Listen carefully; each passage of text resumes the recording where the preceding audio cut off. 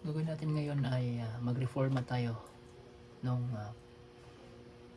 PC ko. So hit the keyboard in any case. So ayan yung makikita natin na logo ng Windows 10. Ito yung inaayos natin, re-reprogram.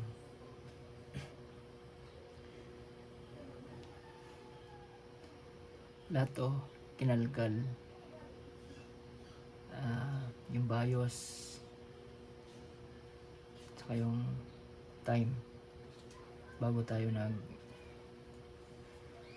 boot nyan. Ito yung DVD-ROM natin. Nandito ngayon yung DVD Windows 10.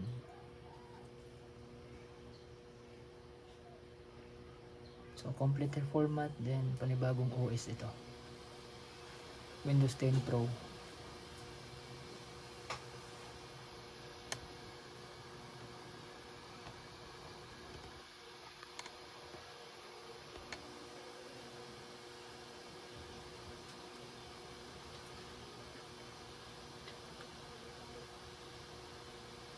We using a mouse.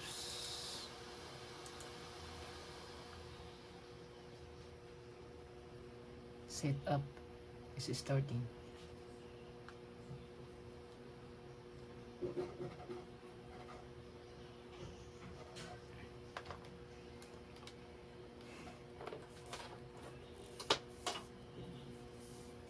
So license terms, dito tayo, click natin accept, next, dito tayo custom,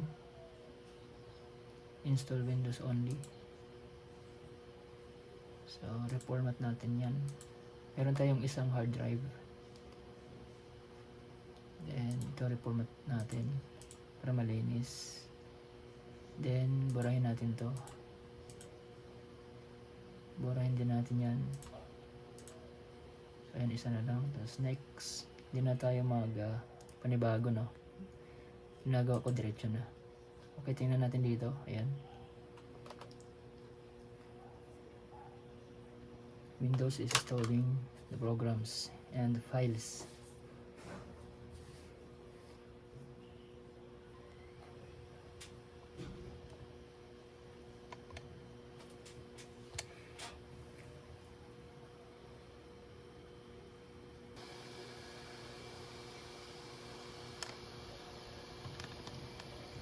Running yan.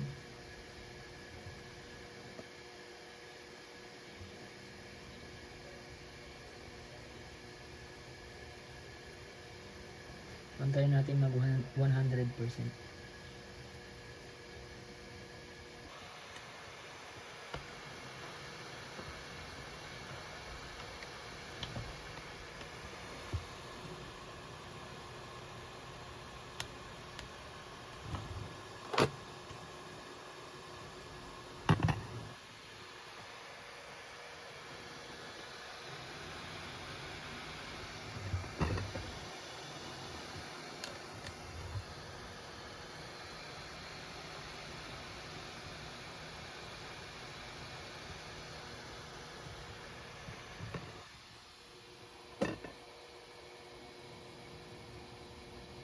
$23 77%, 100%.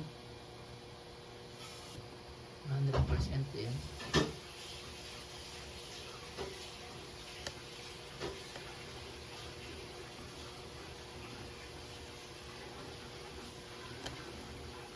Then magre-restart yan. So normal lang yan.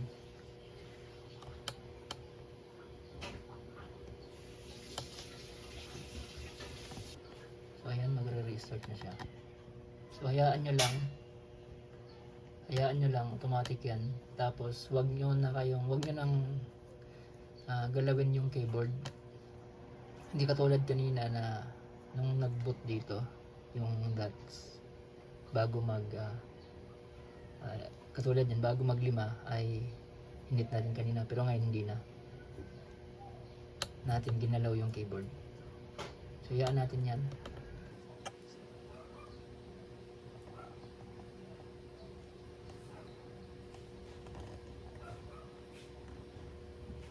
Ayan, getting devices ready.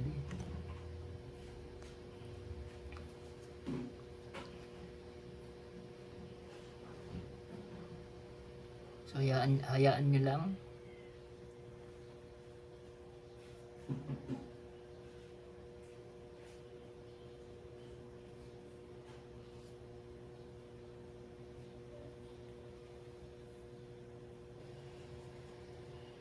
Ayan, nagba-black screen din.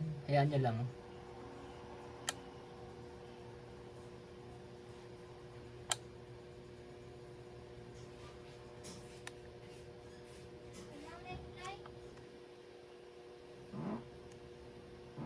So, ayan, gagamitan natin ngayon o gagamit tayo ng mouse.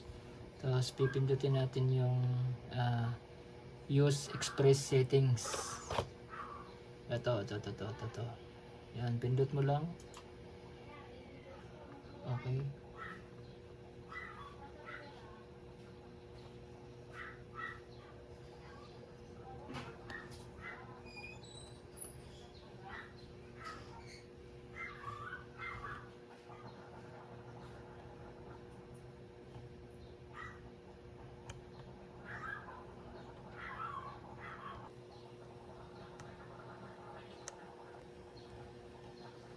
Tayo lang natin.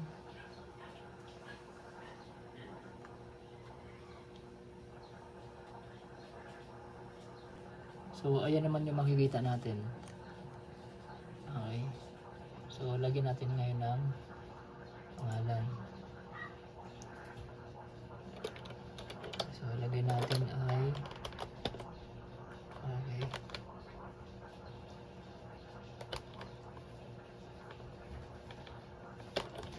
Dinosaur. Tapos, wag mo na yung password. Yung name lang. Tapos, click natin yung next ibaba. Ito. Ayan. One moment in time uli. Tapos mag-black screen. Then, hi. We're happy that you're here. Mga greetings na yan eh. Na ginamit mo yung OS nila. Yung Windows. Yung program. Excited sila, no? Na ipakita sa inyo yung mga features ng version. Hintayin lang natin.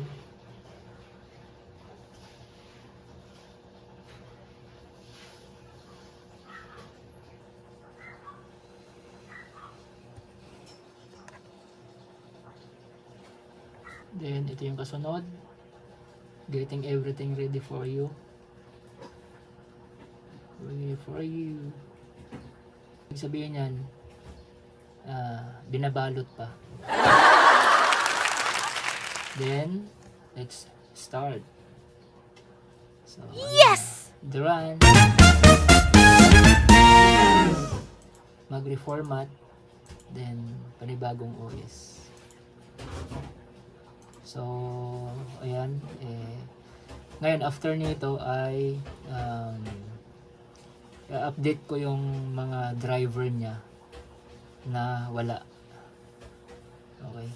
So pagdating naman sa Windows 10, automatic naman yan kahit sa internet eh. Okay. Automatic naman yan. Ito, wala pang naka-input doon na cord. Kaya naka-X yung icon niya rito. So ito yung OS version niya. Ayan. Windows 10 Pro.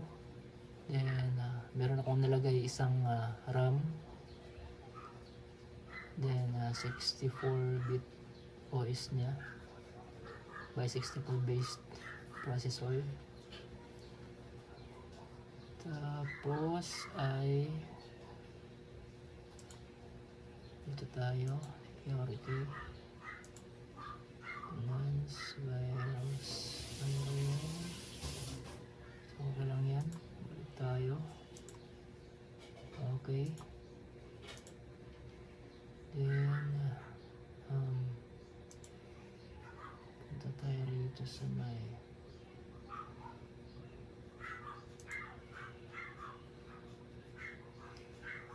okay, so ito yung i-update natin, you know. Wala pa tayong kinabit na ano. So dyan ay walang yung internet niya ay naka-X. So ngayon ang gagawin natin ay ko-connect natin, then mawawala yung X na yan. So kabit natin to para ma-update natin yung program kasi wala pa tayong internet. So gagamitin natin to, kabit natin doon. Okay.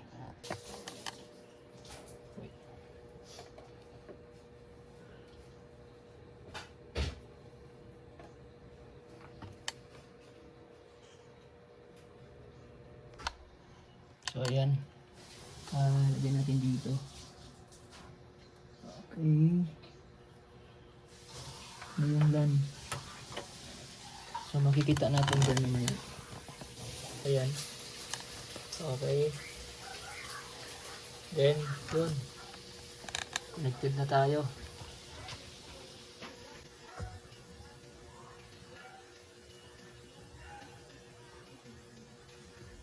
Ayan na. Ayan o. So, wala na yung X dito. Wala na yung X. Nice! Connected na tayo sa internet. Ayan.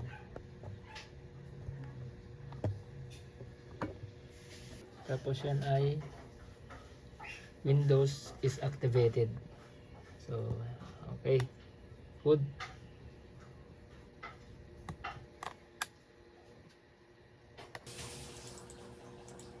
Okay yan. So, sana may natutunan kayo and thank you for watching. Don't forget to subscribe, share, and comment below kung may mga katanungan. Thank you. Shutdown natin. Okay.